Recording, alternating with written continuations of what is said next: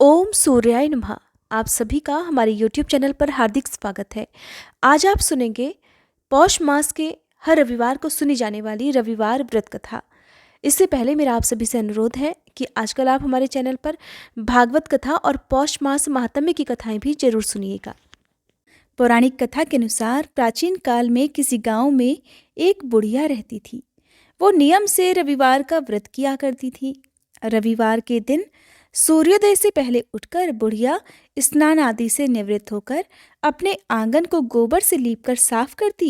उसके बाद सूर्य भगवान की पूजा करती और कथा सुनकर सूर्य भगवान को भोग लगाकर दिन में एक समय ही भोजन किया करती। इसी तरह रविवार का वो नियम पूर्वक व्रत करती थी। सूर्य भगवान की कृपा से बुढ़िया को किसी प्रकार की कोई चिंता, कोई दुख नहीं था। उसका घर धन धान्य से भरा हुआ था। उस बुढ़िया को सुखी देखकर उसकी पड़ोसन उससे बहुत जलती थी।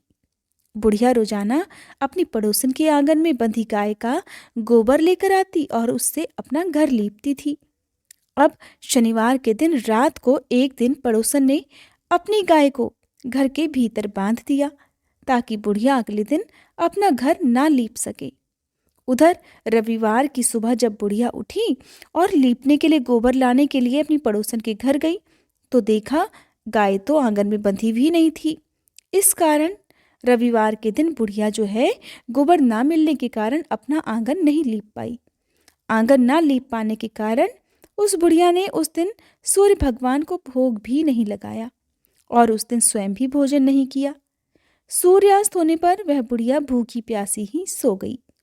रात हुई तो सूर्य भगवान ने उसे सपने में दर्शन दिए और व्रत न करने का तथा उन्हें भोग ना लगाने का कारण पूछा। तब बुढ़िया ने बहुत ही करुण स्वर में अपनी पड़ोसन के द्वारा घर के अंदर गाय बांधने और गोबर न मिल पाने की बात कह दी। तब स्वप्न में ही सूर्य भगवान ने अपनी अनन्य भक्त बुढ़िया की परेशानी का कारण जानकर उसके सब दुख दूर करते हुए कहा, हे माता, तुम हर रविवार को मेरी पूजा और व्रत करती हो। मैं तुमसे बहुत प्रसन्न हूँ और तुम्हें मैं ऐसी गाय प्रदान करूँगा जो तुम्हारे घर आंगन को धन धान्य से भर देगी। तुम्हारी सारी मनोकामनाएं पूर्ण हो जाएंगी। स्वप्न में उस बुढ़िया को ऐसा वरदान देकर सूर्य भगवान अंतर्ध्यान हो गए। प्रातःकाल सूर्योदय से पहले उस बुढ़िया की आंख खुली तो वह अपने घर के आंगन में एक सुंदर गाय और बछड़े को देखती है। गाय और बछड़े को देखकर वो हैरान हो गई। अब जब घर में गौ माता और उनका प्यारा सा बछड़ा हो तो उनके चारे की चिंता तो होगी ही। अब बुढ़िया ने जल्दी से गाय को आंगन में बांधा और उनके लिए चारा लाकर उन्हें खिला दिया। पड़ोसन ने उस बुढ़िया के आंगन में बंधी हुई सुंदर गाय और बछड़े को देखा। तब तो वह बुढ़िया से और अधिक जलने लगी। तभी क्या हुआ कि गाय ने सोने का गोबर कर दिया। गोबर को देखते ही पड़ोसन की आंखें हैरानी से फटी की फटी रह गईं। उस समय क्योंकि बुढ़िया गाय के आसपास नहीं थी तो पड़ोसन ने उस बुढ़िया को आसपास ना देखकर तुरंत उस गोबर को उठाया और अपने घर ले आई और वहां पर अपनी गाय का गोबर रख दिया। सोने के गोबर से पड़ोसन कुछ ही दिनों में धनवान हो गई, क्योंकि भोली भाली बुढ़िया को तो कुछ पता ही नहीं था। और उधर चालाक पड़ोसन हर दिन जैसे ही गाय गोबर करती और वो सोने का हो जाता अपने घर में रख लेती और बदले में अपनी साधारण गाय का गोबर सोने के गोबर की जगह पर रखकर आ जाती। अब गाय जो थी वो हर दिन सूर्योदय से पहले सोने का गोबर करती। इस प्रकार बुढ़िया के उठने से पहले ही पड़ोसन उस गोबर को उठाकर ले जाती।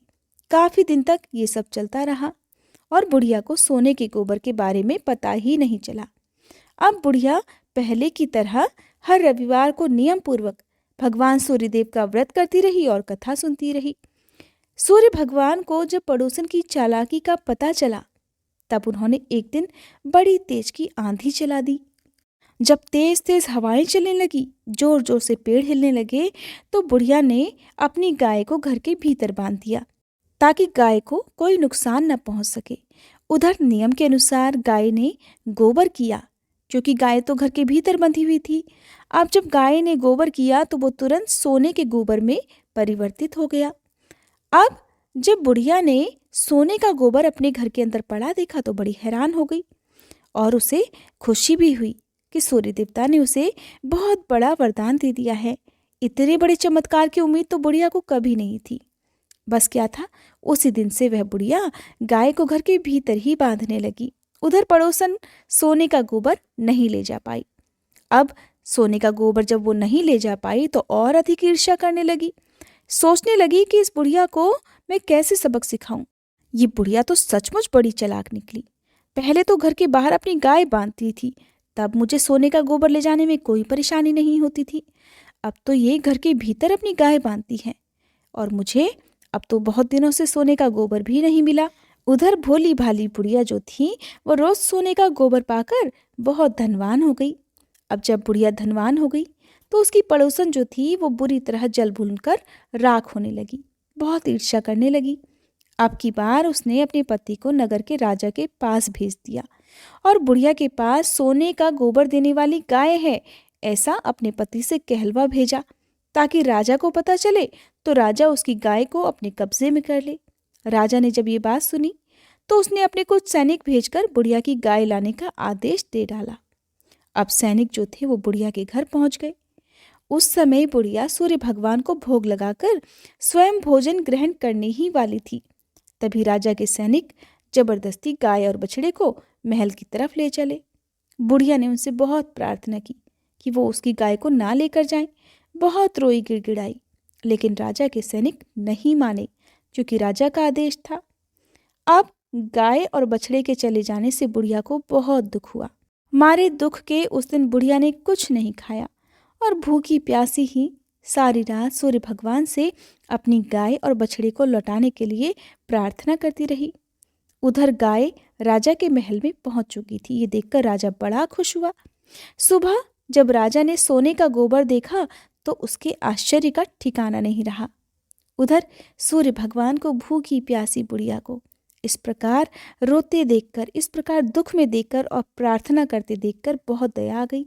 उसी रात को सूर्य भगवान ने राजा को स्वप्न में दर्शन देकर कहा, हे राजन, बुढ़िया की गाय और बछड़ा तुरंत लौटा दो, नहीं तो मैं तुम पर विपत्तियों का पहाड़ गिरा दूंगा।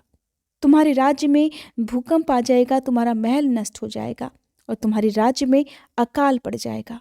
सपने में सूर्य भगवान के ऐसे वचन सुनकर भयभीत राजा ने प्रातःकाल उठते ही गाय और बछड़ा बुढ़िया को लौटा दिया और राजा ने अपनी तरफ से बहुत सारा धन भी बुढ़िया को उपहार स्वरूप दिया और अपनी गलती के लिए क्षमा भी मांगी।